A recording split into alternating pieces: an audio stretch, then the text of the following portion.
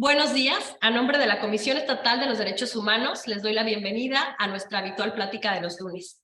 La debida diligencia en materia de derechos humanos debiera ser una práctica obligada para todas las empresas. Considerar los riesgos que pueden generar vulneraciones a derechos humanos es de vital importancia. El día de hoy abriremos este mes de marzo con nuestra plática dedicada a actividad empresarial y derechos humanos. Para eso tenemos hoy un invitado de lujo. Nos acompaña el doctor Miguel Ontiveros Alonso. Él es actualmente profesor investigador del Instituto de Investigaciones Jurídicas de la Universidad Autónoma de Chiapas, a quien agradecemos enormemente su presencia. Y bueno, pues para darle la bienvenida y darles a ustedes también la bienvenida, se encuentra hoy con nosotros el maestro Alfredo Ruanova Ortega. Él es visitador general especializado en la atención de niñas, niños y adolescentes y está en representación de nuestro presidente, don Juan José Cepeda Bermúdez. Adelante, maestro, por favor. ¿Qué tal? Muy buenos días a todas y a todos. Saludo cordialmente a nuestro invitado, el doctor Miguel Ontiveros Alonso. Él es profesor investigador del Instituto de Investigaciones Jurídicas de la UNACH, pues una institución aliada de este organismo con quien guardamos no solamente una estrecha colaboración, sino que de manera conjunta desarrollamos actividades que son muy importantes en la promoción de los derechos humanos.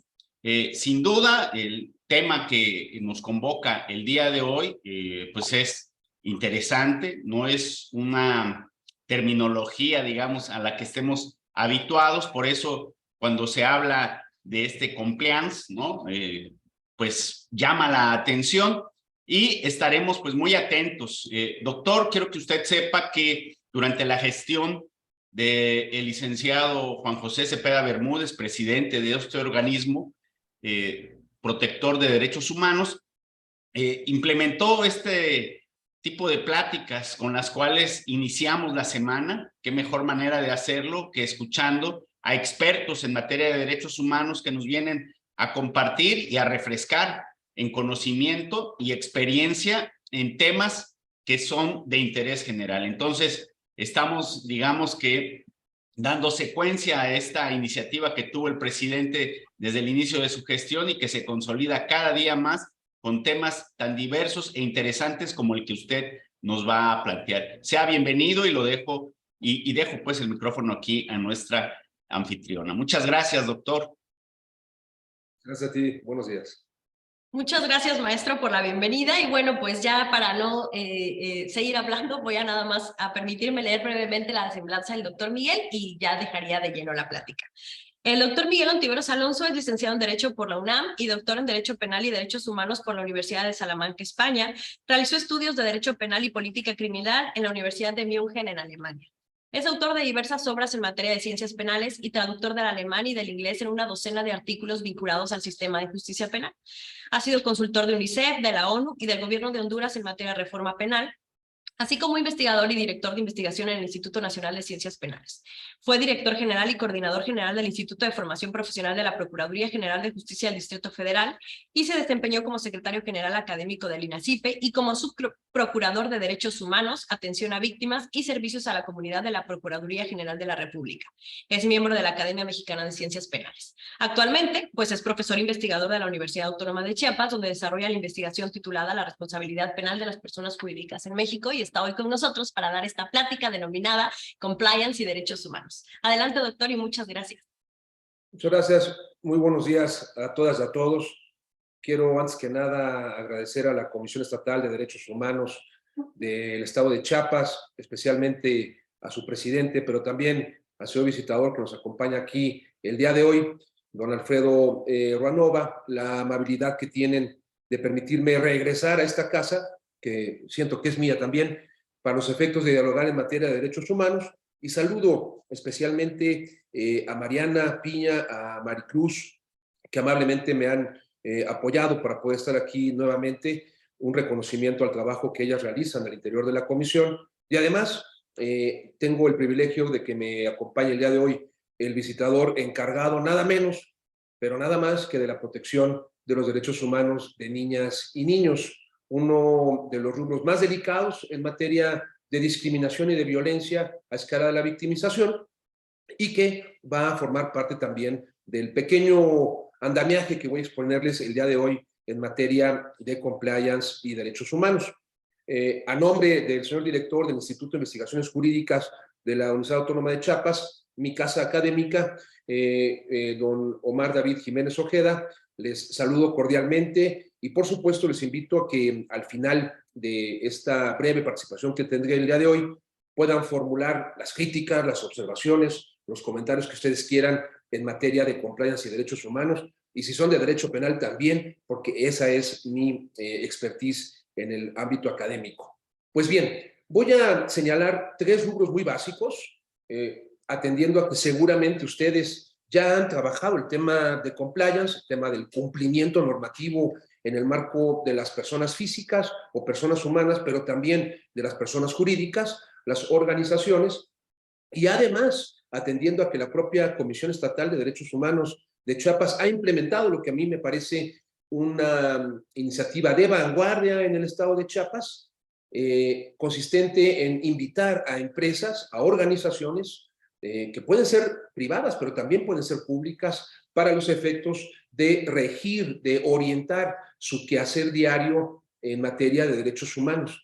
Y eso es muy importante porque precisamente el compliance, y quiero dejarlo claro desde un principio, es decir, los programas de cumplimiento normativo son un mecanismo de protección de los derechos humanos. Se ha hablado mucho de compliance anticorrupción, de estrategias antilavado de dinero, de combate al terrorismo, también es cierto en materia ambiental y muchos otros rubros. Pero el programa de cumplimiento en su génesis, al instaurarse en una organización a la que pertenecen personas humanas, sea pública o privada dicha organización, dicha persona jurídica, debe, antes que establecer estrategias frente a la corrupción o frente al lavado de dinero o frente a cualquier otro rubro, enfocarse en el respeto a los derechos de las personas humanas que forman parte de esa institución, si es pública, o de esa organización, si es privada. Y esto se ha dejado un poco de lado porque ciertamente a escala internacional, más en Europa y en Estados Unidos, los problemas de discriminación que existen no son tan graves como los que hay en México, los que hay en Centroamérica, los que hay prácticamente en toda la región. Y a diferencia de estas dimensiones geográficas, nuestro punto fundamental al momento de querer implementar, materializar un programa de compliance, es precisamente el respeto a los derechos humanos. Entonces vamos a ir resolviendo interrogantes. El primer interrogante, que ustedes ya conocen su respuesta, pero debo formularla porque quizás haya aquí entre ustedes alguna persona, algún colega que todavía no se haya metido al tema del compliance, es ¿qué es el compliance? Bueno, el compliance, o también en español el denominado programa de cumplimiento normativo, configura una serie de elementos que hacen que las empresas, las organizaciones públicas, se rijan de conformidad con el ordenamiento jurídico.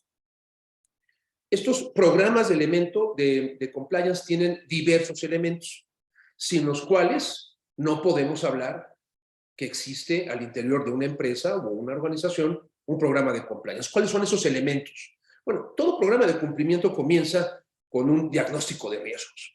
El diagnóstico de riesgos que genera la organización y que tiene diversas modalidades, porque no son los mismos riesgos los que puede generar un restaurante, a los que puede generar un hotel o a los que puede realizar una casa de cambio. Entonces tenemos que ver cuál es el ámbito de desarrollo institucional y cuáles son los bienes jurídicos protegidos por la Constitución y por nuestro sistema de justicia que pueden ser lesionados o puestos en peligro por parte de esa empresa o de esa organización.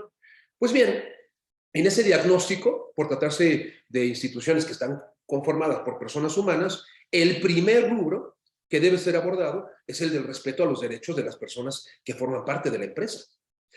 En una segunda o tercera dimensión vendrán los riesgos económicos, los riesgos patrimoniales, los riesgos de otro tipo.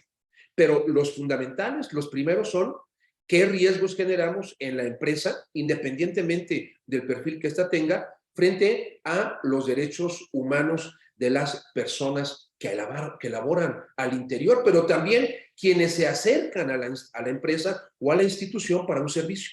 Ese es el primer rubro de interés de un diagnóstico de riesgos, primer elemento del programa de cumplimiento. Después de ese diagnóstico, una vez que se tienen materializados, documentados esos riesgos, por ejemplo, en el traslado de personas, en la alimentación de las personas y, como voy a abordar más adelante, en la propia contratación de conformidad con los derechos laborales de esas personas, siguen los así denominados protocolos. Protocolos que ya tienen una buena tradición en nuestro país y que, por cierto, a escala de la Suprema Corte de Justicia de la Nación se ha tomado el liderazgo para los efectos de establecer protocolos de actuación, nada menos que para las juezas y jueces de nuestro país, de cara a el contacto que estas juezas y jueces tengan con categorías sospechosas. ¿Quiénes? Bueno, pues primero, antes que nada, niñas y niños, y ya está el protocolo para los efectos de trabajar con niñas y niños en el ámbito de la impartición de justicia, con personas indígenas, con personas con discapacidad, con mujeres, con personas migrantes. Por lo menos estas 5 categorías sospechosas deben formar parte de los protocolos que toda empresa en Chiapas, me voy a fijar en Chiapas, debe abordar de cara a no lastimar, a no discriminar y a no violentar derechos humanos de las personas que tienen contacto con la organización. Y miren ustedes cómo precisamente en Chiapas se vinculan todas estas categorías sospechosas, ¿no? Personas indígenas, ¿cuántas comunidades indígenas tenemos en Chiapas? Así, por ejemplo, habría que preguntarse si el trato que tenemos con personas que acceden, por ejemplo, a una empresa o a una institución pública, lo cual es todavía más delicado porque es el Estado quien está en riesgo de violentar derechos humanos, comprende, entiende en su propia lengua, celtal, tzotzil, náhuatl, maya, estamos en el sureste, lo que les estamos diciendo, si conocen sus derechos. Por eso, una primera dimensión del compliance es reconocer que estamos ante categorías sospechosas y que nuestro propio programa de cumplimiento, nuestros propios formatos de trabajo, nuestros propios contratos y toda aquella documentación que se le vaya a brindar a una persona cuya lengua originaria o lengua madre, apenas el 21 de febrero de este año celebramos el Día Internacional de las Lenguas Madres, puede comprender lo que le decimos y cuáles son sus obligaciones y sus derechos. Si no lo hacemos en su propia lengua, estamos empezando a discriminar desde las propias instituciones públicas o desde la empresa. Esos protocolos entonces están elaborados para indicar a las personas qué es lo que deben hacer frente a una categoría sospechosa y qué es aquello que no deben hacer. Son protocolos en distintas dimensiones, pero el primero debe ser el protocolo en materia de derechos humanos. Con esto podemos llegar a una primera conclusión. Empresa, organización pública o privada, que no tiene un protocolo de respeto a los derechos humanos, con especial referencia a la prevención de la discriminación y a el respeto de los derechos laborales de las personas que trabajan al interior, está en riesgo de cometer o un ilícito o directamente un delito. Porque, como ustedes saben, nuestro Código Nacional de Procedimientos Penales ya fue reformado en 2016, aunque rige desde 2014, y estableció que en México las personas jurídicas, es decir, las empresas, pueden cometer delitos e instauró un procedimiento especial para personas jurídicas en el propio Código Nacional. Y esos delitos pues son muchos, pero uno de ellos que puede cometer la empresa es la discriminación y es la explotación de la persona humana en el trabajo o servicio forzado. Fíjense qué importante ya lo que vamos viendo apenas entrados unos minutos de nuestra plática. Entonces tenemos el primer elemento que es el diagnóstico, el segundo elemento que son los protocolos, en este caso de respeto a los derechos humanos. Después viene un rubro muy importante que no le gusta a las empresas, pero que lo tienen que hacer, que es la capacitación del personal al interior de la organización y que debe ser en la propia lengua que habla el personal de la organización, por ejemplo, lenguas indígenas, de cara a que conozcan los protocolos y que los puedan aplicar en el ámbito forense, es decir, en la vida cotidiana. Si no capacito al personal en torno a los protocolos, va a pasar como sucede en algunas fiscalías del país, en donde se expiden cantidad enorme de protocolos, pero el personal no los conoce. Y esa es una omisión institucional, una omisión empresarial que también puede generar responsabilidad. Después de la capacitación, también se establece un rubro relativo a la evaluación del personal con base en la capacitación brindada. Y solamente el personal que ha acreditado debidamente mediante calificaciones o notas aprobatorias, las evaluaciones aplicadas pueden desempeñarse frente a categorías sospechosas, frente al público en general, y no tengo duda de que en Chiapas, nuestro estado, tiene esos riesgos y estos desafíos por la cantidad de migrantes, piensen en la frontera con Guatemala, y de personas indígenas que configuran una de las partes más importantes de la ciudadanía chiapaneca.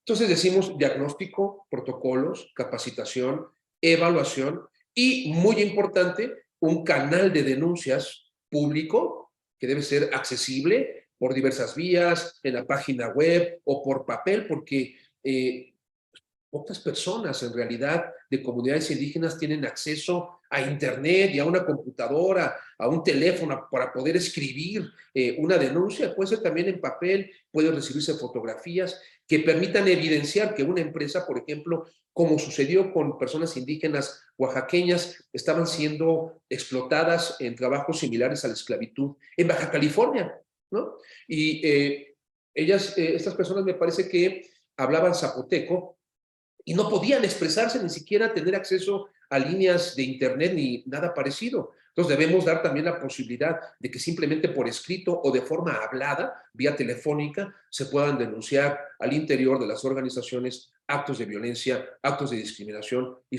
por supuesto de infracción a los derechos humanos de las personas humanas. Después del canal de denuncias debe existir un área de investigación de esas denuncias.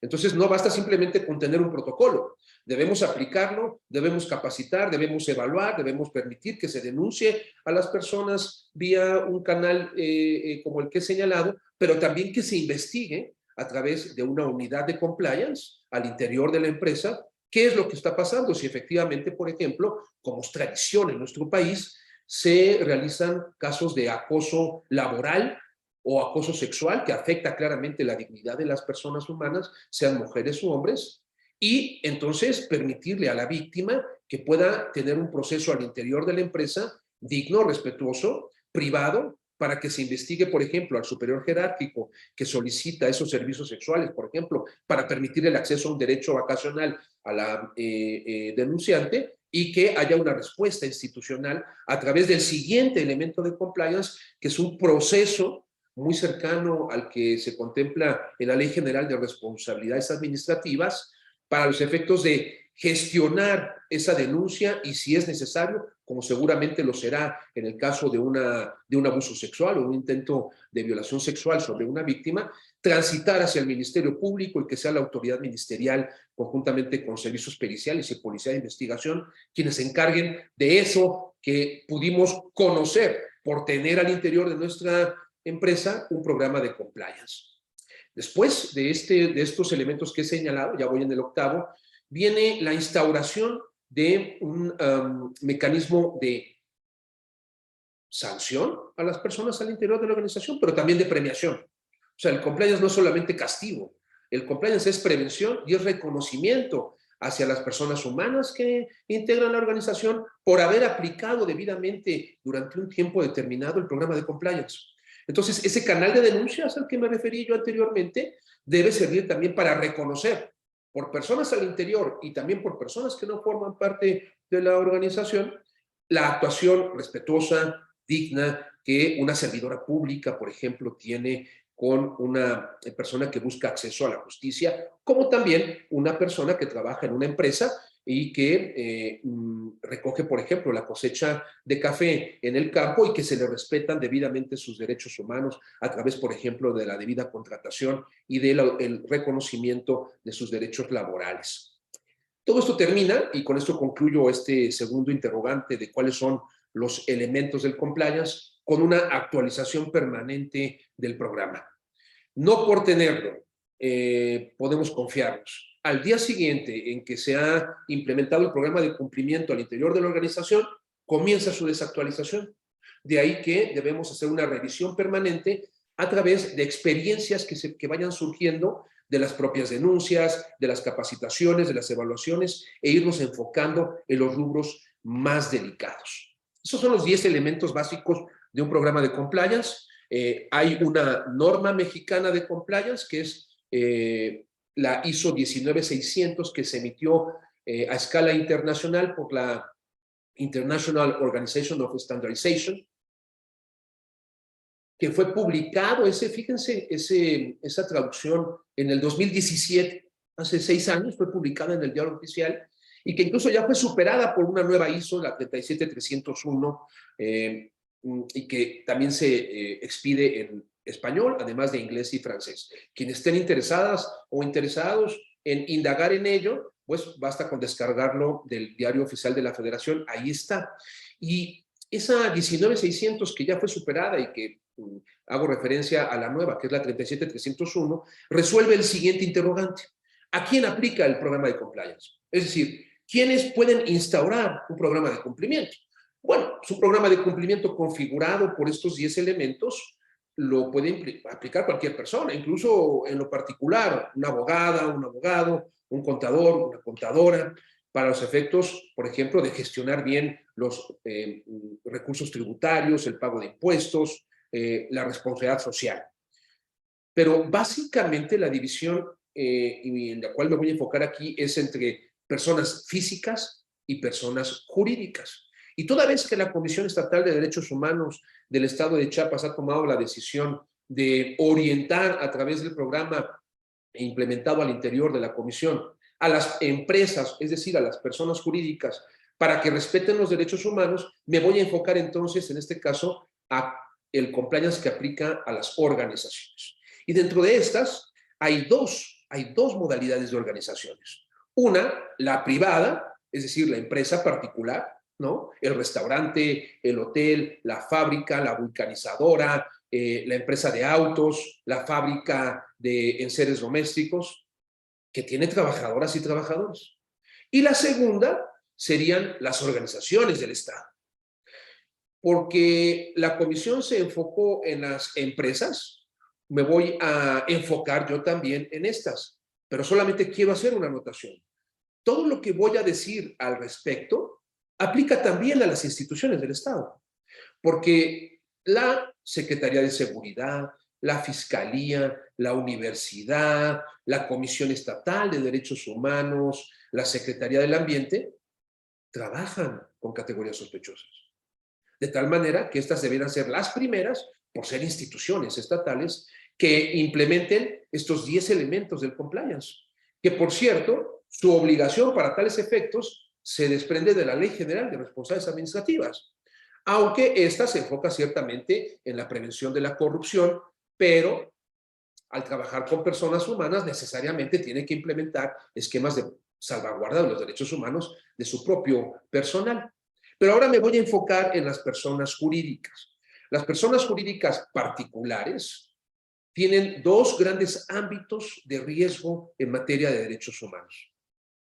El primero es el proceso de reclutamiento del personal de las organizaciones.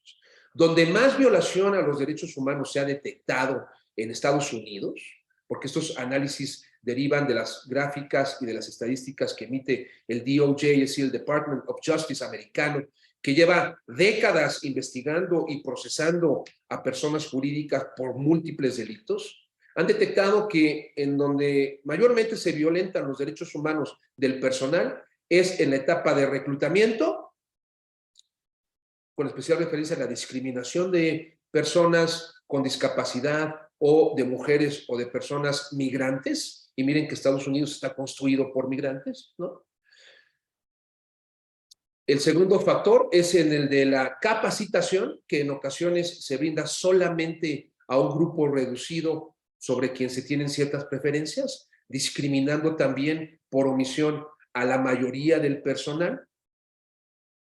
El tercer rubro es en el de la premiación a personas al interior de la organización, en donde también sucede que son los propios superiores jerárquicos quienes califican a las personas que se encuentran por debajo de su capacidad de mandato y elige de manera discriminatoria generalmente siempre a las mismas personas, a quienes les son leales, por decirlo así, pero no a quienes trabajan directamente con el compliance, efectuando medidas plausibles y que no se les reconoce. Y finalmente, el último ámbito de discriminación que se ha detectado como el más grave, pero no significa que sean los únicos, es en el de el cumplimiento de las leyes laborales. Y me voy a enfocar aquí, es una tradición también, y esto es importante que se transmita a las empresas. Básicamente, por cierto, las voy a señalar dos modalidades de empresas: aquellas que venden servicios y que a veces son contratados por instituciones del Estado para los efectos de limpieza. Y segundo, las empresas dedicadas a la seguridad privada. Estas dos modalidades de empresas son de alto riesgo en materia de violación de derechos humanos, especialmente en la falta de cumplimiento de los derechos laborales. Se trabaja sin contrato, sin prestaciones. El sueldo que supuestamente se les paga, cuando se les paga, no solamente es el mínimo, sino que a veces solamente se paga en efectivo para evitar ingresar a estas personas en la nómina y que generen impuestos y por lo tanto generando esquemas de defraudación a la seguridad social. Esto es un foco rojo en México enorme. Basta con que ustedes, con la debida diligencia, como lo señalaba Mariana, entrevisten a un par de personas que subcontrata, por ejemplo, la empresa a una organización que da estos servicios de limpieza y les pidan que les muestren sus contratos. Las entrevisten y les digan si les dan vacaciones, si reciben su aguinaldo, y ustedes van a conocer la respuesta. Pero esto no es una actitud bondadosa que ustedes deben tener como empresarios.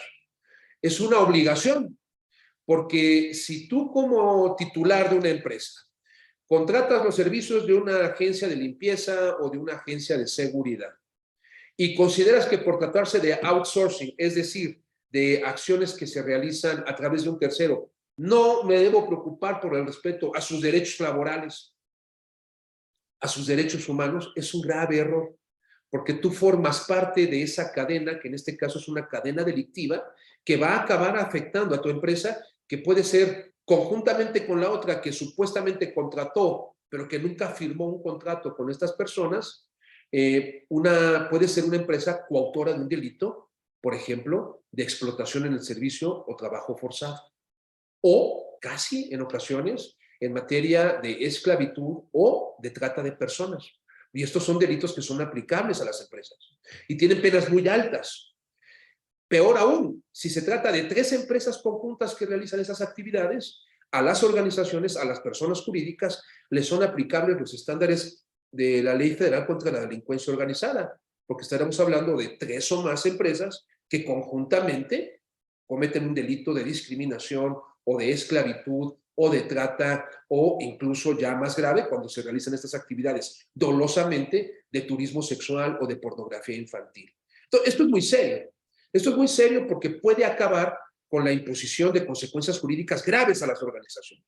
Y para aquellas empresarias o empresarios que nos estén escuchando, deben saber que existen medidas cautelares, por ejemplo, como el bloqueo de cuentas bancarias para aquellas organizaciones que están siendo investigadas por maltrato al personal, por discriminación, por violación de sus derechos. Y no crean que esto es simplemente una iniciativa mexicana. Viene configurada por una parte del Tratado México, Estados Unidos, Canadá, que exige precisamente que las instituciones mexicanas, y ahí hay que aplaudir la iniciativa de la Comisión Estatal de Derechos Humanos de Chiapas, enfoquen las revisiones por parte de la Secretaría del Trabajo y de organizaciones empresariales, sus acciones de due diligence o de debida diligencia, en conocer ellas mismas cuáles son las condiciones laborales de las trabajadoras y de los trabajadores. Porque de encontrarse violaciones a estos derechos, lo que procede es iniciar una carpeta de investigación ante la Fiscalía Estatal o, en su caso, la Fiscalía General de la República por la comisión de un delito empresarial. Y ya existen, es de dominio público, no voy a señalar aquí los nombres porque también esas empresas tienen derechos fundamentales, esto es importante, tienen los mismos derechos que las personas humanas, pero ya existen empresas procesadas penalmente en México por delitos como los que estoy hablando. Y son empresas internacionales, no son precisamente empresas mexicanas, que no las excluyo, pero ya hay empresas de autos, por ejemplo, muy reconocidas, también una entidad bancaria, que están siendo procesadas por delitos algunos de ellos como los que he señalado aquí. De tal manera que el trabajo conjunto con la Comisión Estatal de Derechos Humanos y con las empresas y con las organizaciones empresariales que siempre tienen una buena actitud para salvaguardar y blindar a sus organizaciones frente a posibilidades de investigaciones criminales por violaciones a derechos humanos o por la comisión de otros delitos, ese trabajo conjunto es importantísimo para que, por ejemplo, se pudieran instaurar no solamente por la iniciativa de la Comisión Estatal estas mesas de trabajo y de acompañamiento para el respeto a los derechos humanos, sino armonizar o quizás en un futuro unificar protocolos antidiscriminación, antiacoso sexual, antiacoso laboral y de respeto a los derechos laborales por parte de todas las empresas que trabajan en el estado de Chiapas. Vamos avanzando un poco y me voy a enfocar en dos categorías sospechosas muy importantes. La primera es la relativa, como lo anuncié al inicio de mi conversación, a la de niñas y niños. Y yo sugeriría al auditorio, pero también a quienes formen parte de este tipo de organizaciones, acercarse a la comisión para ver cómo trabajar en conjunto. Porque uno de los grandes problemas que tenemos en materia de violación de derechos humanos en las organizaciones privadas es nada menos que en los jardines de niños, en las escuelas, en el kinder y en la preprimaria. De hecho, ese fue el primer programa de cumplimiento que a mí me tocó elaborar. Y lo que llama mucho la atención es que México sea uno de los líderes a escala mundial, junto con España, por ejemplo, en la producción de pornografía infantil. Y parte, desafortunadamente, de esa pornografía infantil se realiza en nuestras escuelas, en nuestros kinders, en nuestras guarderías. Muchas de ellas también, por ejemplo, subrogadas por el ISSSTE o por el IMSS, que otorgan este derecho a las trabajadoras. Eso es muy plausible. Pero ¿bajo qué estándares de protección a los derechos humanos de las niñas y de los niños trabajan estas organizaciones? No lo conocemos.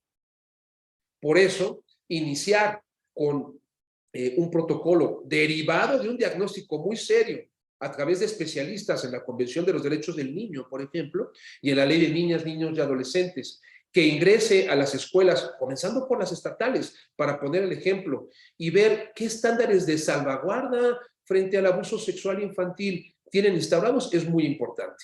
Voy a poner ejemplos. Desde que la niña o el niño, independientemente de que sea un kinder público o privado, ingresa, debe estar salvaguardado a cualquier tipo de tocamiento por la gente de seguridad, por la gente de limpieza, que a veces saluda como si fuera amiga o amigo de la niña o niño y empiezan a gestionar cierta confianza que después acaba en la violación de los derechos humanos o de la libertad sexual de la niña.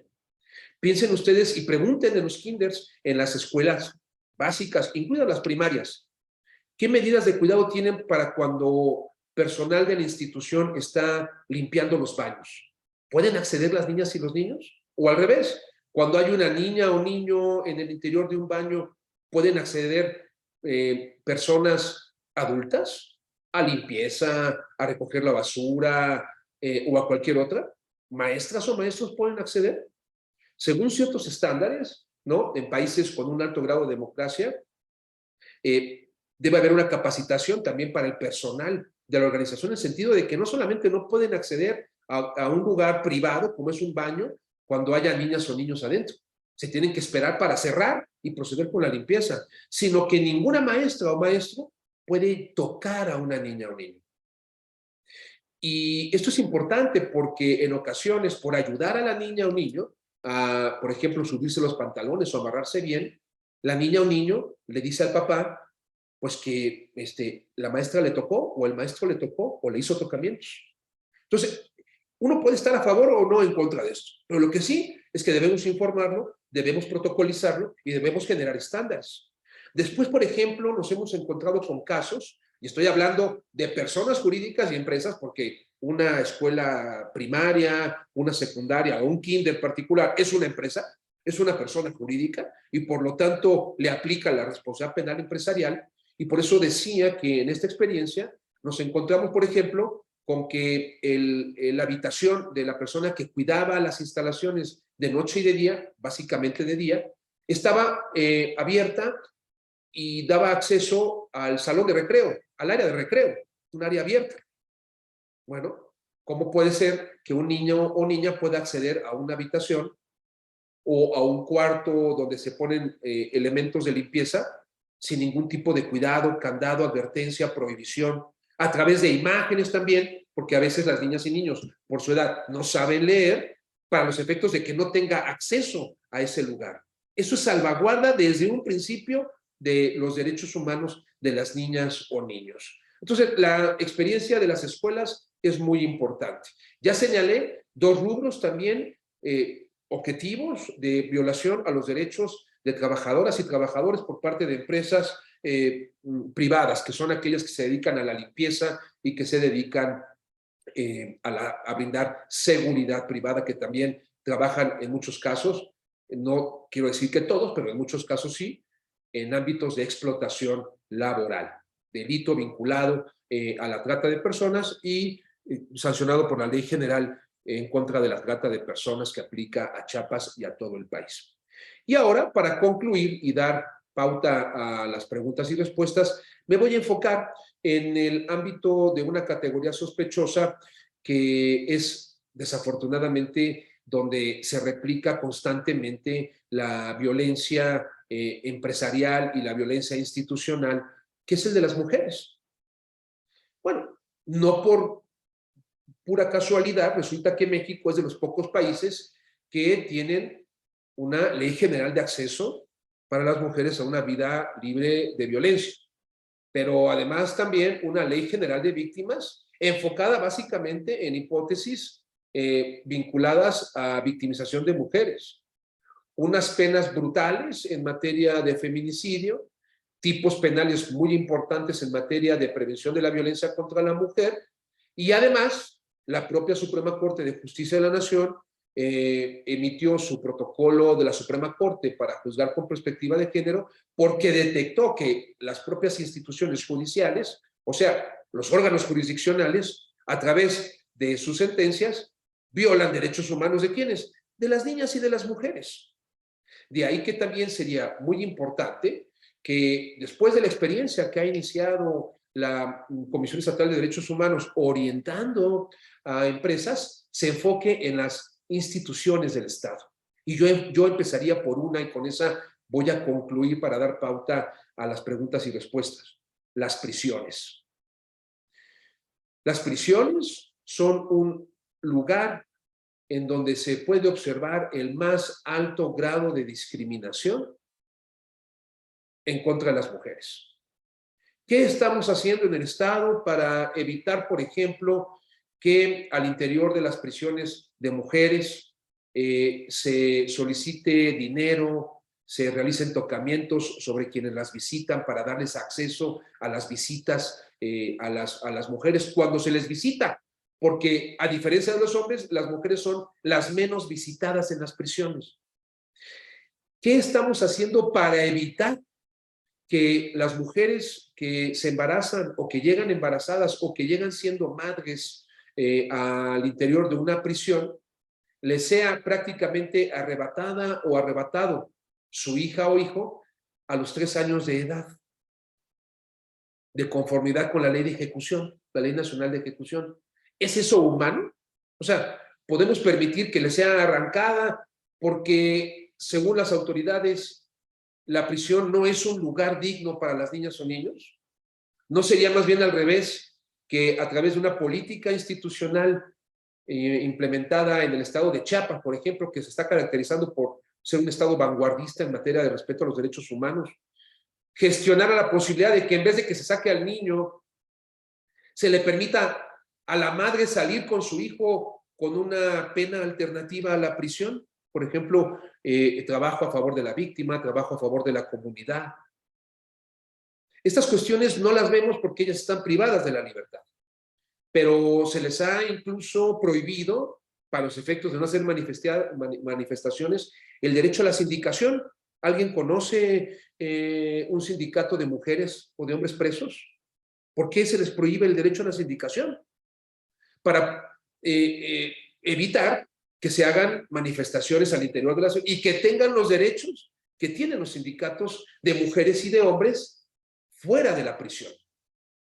Entonces, este es uno de los rubros también muy importantes, y aquí sí, afortunadamente, se pueden hacer muchas cosas porque depende de las instituciones públicas el permitir que estas condiciones mejoren, no sean tan graves para mujeres y hombres. Para concluir, toda vez que me quedan unos minutos, quisiera enfocarme también en la policía. Ustedes recordarán, quizás, son muy jóvenes, pero quizás alguno de ustedes la vio, por ejemplo, don José Luis Valles López, que está ahí, y don Alfredo Ruanova, que pues, más o menos andamos, ¿no?, por ahí de los 30, 40, que en sexenios pasados la Policía Federal emitió una convocatoria para reclutar a mujeres policías. La Policía Federal, es decir, dependiente de la Secretaría de Seguridad Pública Federal. Y dirigía a la Policía Federal un colega que fue alumno mío en el Instituto Nacional de Ciencias Penales. Entonces yo veía la convocatoria y me quedé sorprendido porque venía una foto de una mujer de tez blanca, no rubia, pero con ojos claros, y se decía, ingresa a la Policía Federal, requisitos, altura mínima 1,70, complexión delgada, no padecer obesidad, no tener tatuajes. Ya, caray, pues esto es para Alemania. En Alemania las mujeres y los hombres pues, miden 1,70, pero pues, veámonos alrededor. ¿Qué mexicana y mexicano no padece obesidad? Prácticamente el 90% padecemos obesidad. No medimos 1,70, sino 1,65, 1,66, 1,60 o más para abajo. Y además, ¿qué tienen que ver los tatuajes con la capacidad de una persona para los efectos de desempeñar una tarea policial importante? Es más, en países con un alto grado de democracia, como por ejemplo me ha tocado ver en Francia, se recluta dolosamente a personas que tienen tatuajes o se les permite ponerse tatuajes porque de esa forma realizan tareas de policía de investigación y pueden inmiscuirse en ámbitos de determinados grupos que utilizan ciertos tatuajes. Y entonces le escribí a este muchacho, le dije, oye, ¿qué es esto? ¿No consideras que es un acto de discriminación? O sea, ¿qué tiene que ver el peso, la altura y la edad? Porque también la edad máxima me parece que eran 30 años. O sea, que la inteligencia y la capacidad de hacer análisis forense no la puede hacer una mujer de 40 con sobrepeso y que mida 1,50. Y la quitó, afortunadamente no tuvo ningún éxito, no sé cuántas personas se hayan inscrito, pero el mensaje no es para que tengas más personas, sino que desde las propias instituciones del Estado comenzamos a discriminar, y lo dije en un principio, con el reclutamiento. Por eso tan importante esta fase con la que inicié y con la que concluyo, dándoles a ustedes a las 10:15 de la mañana y faltando 15 minutos para que nos vayamos, la posibilidad de formular cualquier tipo de interrogante, crítica, cuestionamiento. Decirles también que las puertas del Instituto de Investigaciones Jurídicas de la Universidad Autónoma de Chiapas, ubicado en Coita, están abiertas las puertas a ustedes para buscar bibliografía. Ahí tenemos un buen bagaje de bibliografía en materia de compliance, en materia de responsabilidad penal de las personas jurídicas, en materia de lucha en contra de la discriminación. Es, hasta donde sé, el único instituto que ha iniciado una línea de investigación en lenguas indígenas. Tenemos ya más de 5 publicaciones en distintas lenguas indígenas vinculadas al derecho penal y los derechos humanos. Algunas de estas obras están online en la página del instituto y por supuesto ahí está también mi correo, lo tiene también Mariana Piña y para mí es un honor, un privilegio el poder trabajar con la Comisión Estatal de Derechos Humanos y a reserva de las preguntas que ustedes formulen, les agradezco también el haberme permitido dialogar durante estos 45 minutos y estoy a sus órdenes. Muchas gracias, Mariana. Muchas gracias, doctor, a usted por esta plática, por la generosidad que de darnos su tiempo el día de hoy, sobre todo pues para permitirnos reflexionar acerca de la importancia que tiene aplicar esos estándares, estos protocolos, estas normas al interior de todas las organizaciones, porque pareciera que el trabajo de las empresas privadas solo pasa por un puente, un tramo pequeño de la vida social, pero no es así. Realmente toda la vida social se canaliza a través de organizaciones públicas y privadas, y de ahí la importancia de cumplir con estos protocolos. Pues en caso de que alguno de ustedes tenga alguna duda, les pediría por favor que me la hicieran llegar a través del chat o que levantaran su manita para poder darles la palabra. Por acá tengo yo algunas preguntas aquí que me hicieron llegar de forma privada. Y dice, ¿existen organismos en México que se dediquen a realizar estos programas de cumplimiento o solo entes privados los realizan? Bueno, ¿Usted? entiendo que la pregunta se refiere a si hay instituciones privadas y o públicas que diseñen, que realicen estos programas de cumplimiento. Sí, sí las hay. Son privadas, entonces uno tiene que buscarlas en Internet. La elaboración de programas de cumplimiento en México inició de manera muy lenta gracias a la incorporación de la responsabilidad penal de las personas jurídicas, y entonces son pocas las firmas, generalmente son firmas jurídicas que se dedican a la elaboración de estos programas de cumplimiento. Las hay muy serias y siguen estos estándares a los que he hecho referencia. No conozco una institución pública que se dedique a ello. Más bien, las instituciones públicas acuden a estos especialistas, a estas especialistas, que a veces son privadas y a veces son organizaciones transnacionales, consultorías muy grandes, que realizan también los programas de cumplimiento para las instituciones del Estado. Entonces, sí existen, Mariana. Muy bien, muchas gracias, doctor. Por acá tengo 3 preguntas. Voy a leerlas primero y después voy a dar la palabra a quien está levantando la mano. Gildardo dice, ¿podría mencionar la aplicación del compliance en los compromisos internacionales como el TEMEC en materia laboral? Si quiere, le leo la otra, usted me indica. Sí, de una vez, por favor. Sí. Doctor, ¿podría ampliar la ejecución de la norma a niños que nacen en prisión y que el Estado lo ejecuta la norma a los 3 años de edad? Gracias. Estas serían las 2 que hay en el chat y ya hay una persona levantando la mano. Si quiere, si me regala la respuesta y ya después dejo participar a la persona que está levantando la mano. Sí, para darte, bueno, muchas gracias. Estoy buscando en internet nada más rápido aquí en el celular porque quiero dar bien el nombre de la ley. Es la Ley Nacional, sí, aquí está, es la Ley Nacional de Ejecución Penal, LNEP, la que establece que a los 3 años el niño tiene que salir, o la niña, y su mamá en prisión, ¿no? O sea, es como robarle al hijo a la madre.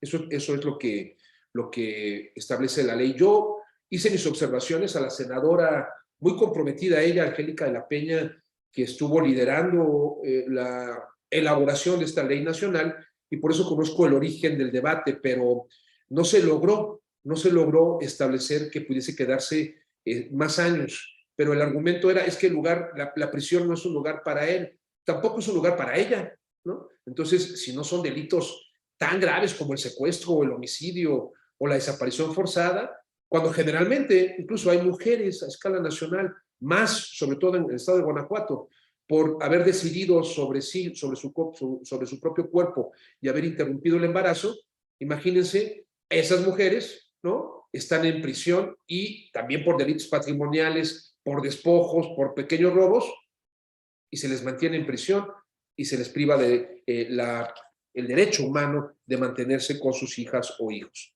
Y después el tema del compliance y el TEMEC, sí, hay un apartado especial en el TEMEC, redactado en nuestro idioma también, que establece primero la obligación de las empresas en materia de derechos laborales de realizar programas de cumplimiento, pero además la facultad que tenemos mexicanas y canadienses y estadounidenses entre sí de realizar visitas periódicas para conocer del cumplimiento de las obligaciones laborales en esos países.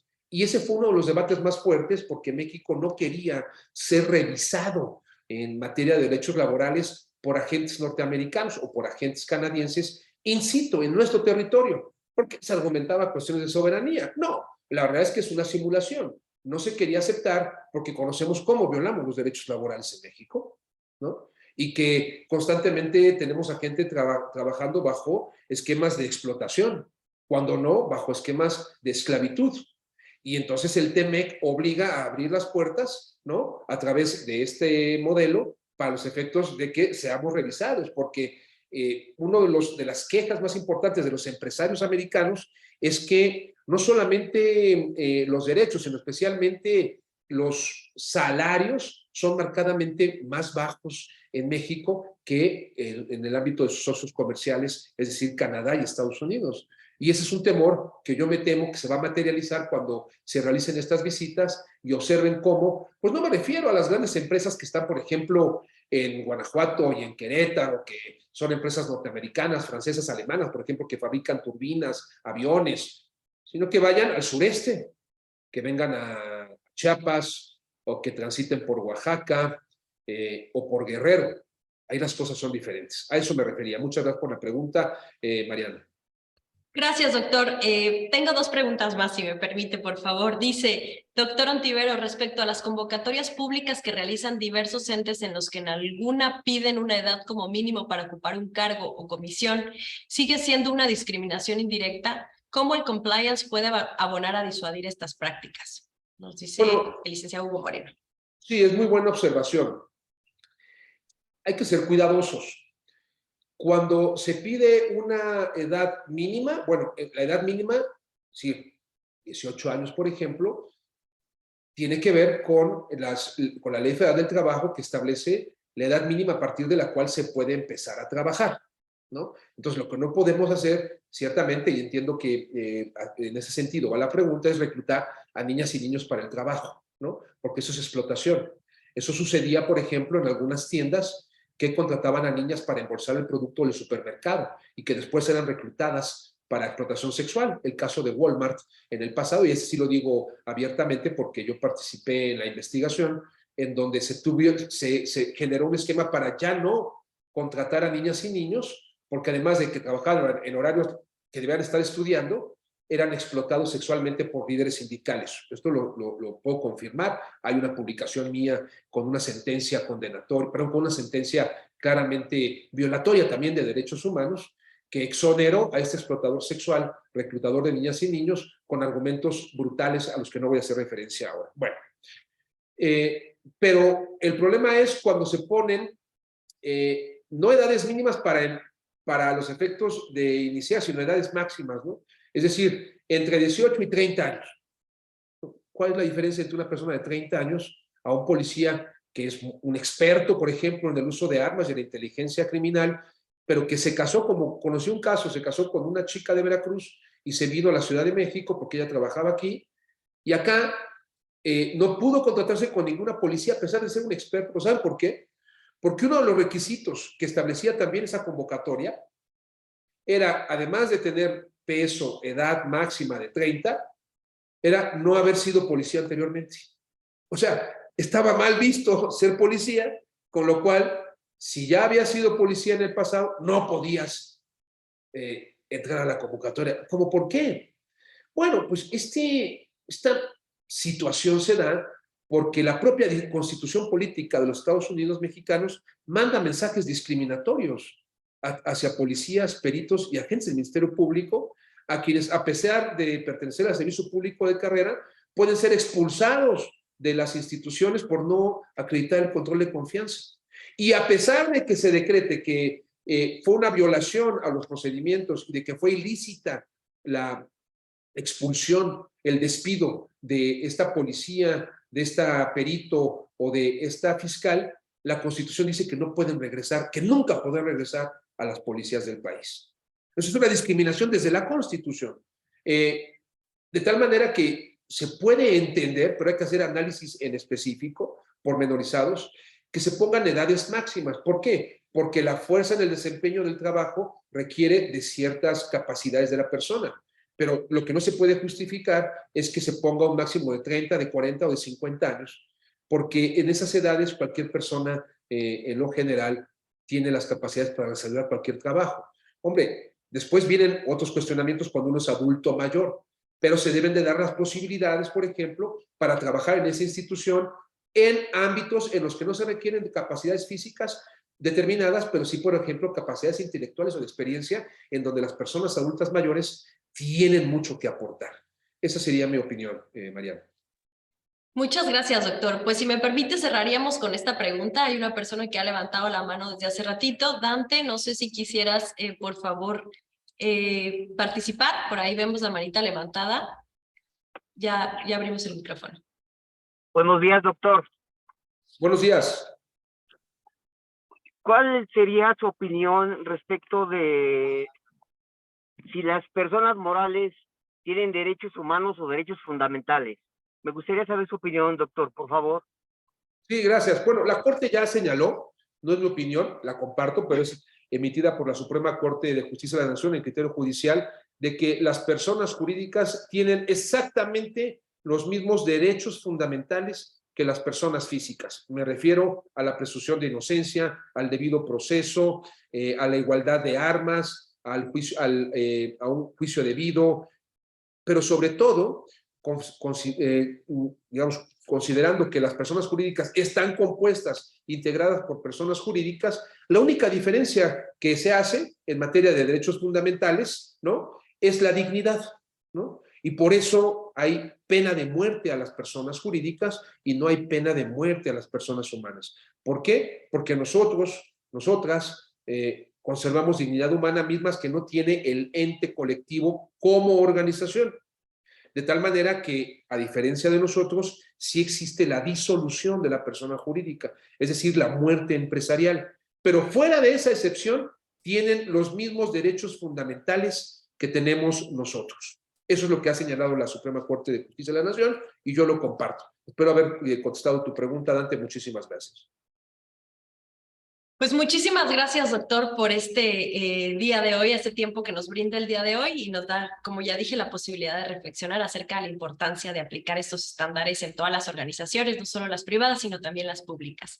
A nombre, pues, de nuestro presidente, don Juan José Cepeda Bermúdez, que el día de hoy no pudo estar con nosotros, le agradezco muchísimo la participación que tuvo hoy con nosotros, la generosidad con su tiempo y bueno, en la comisión generalmente otorgamos un reconocimiento de forma simbólica, pues por nuestro agradecimiento que nos permite expresarlo de esa forma. Voy a leerlo rápidamente ya para cerrar y dice la Comisión Estatal de los Derechos Humanos del Estado de Chiapas otorga el presente reconocimiento al doctor Miguel Ontiveros Alonso por impartir la plática Compliance y Derechos Humanos, 6 de marzo de 2023, Tuxtla Gutiérrez, Chiapas, y firma el presidente Juan José Cepeda Bermúdez. Muchísimas gracias por todo, doctor. Por favor, también un agradecimiento al doctor Omar, pues por estar siempre en coordinación y en colaboración con nosotros. Muchas gracias, doctor. Y bueno, esperamos tenerlo pronto por aquí, quizás también de forma presencial. Cuando ande por aquí en Chiapas, podríamos buscar acompañarnos. Muchas gracias, doctor. Gracias a ustedes, muy buenas tardes. Si me puedes enviar esa constancia por WhatsApp, te lo voy a agradecer mucho. Claro que sí, ahorita mismo se la enviamos. Les vaya muy bien. Buenas tardes. Muchas gracias, hasta luego.